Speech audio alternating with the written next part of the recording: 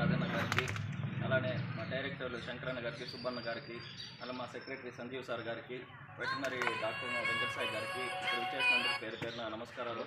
కూటమి ప్రభుత్వం ఏర్పడిన వెంటనే ముఖ్యంగా అట్లా రైతులు కానీ మహిళల కోసమే ఎక్కువ సంక్షేమ పథకాలు చేపట్టడం జరుగుతుంది. ఎందుకంటే మహిళలు అలానే రైతులు బాగుపడితేనే మన రాష్ట్రం కానీ దేశం కానీ బాగుపడుతుందని నమ్మిన వ్యక్తి మన చంద్రబాబు గారు, అలానే మన డిప్యూటీ సీఎం పవన్ కళ్యాణ్ గారు.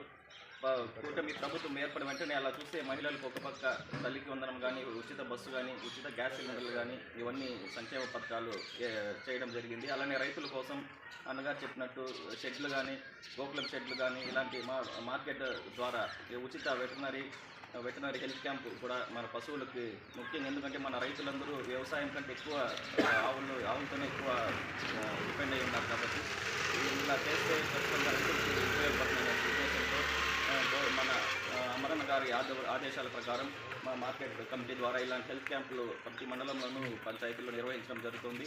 ఖచ్చితంగా దీన్ని అందరూ ఉపయోగించుకోవాలనేసి మనస్ఫూర్తిగా తెలియజేస్తాను. జై జనసేన.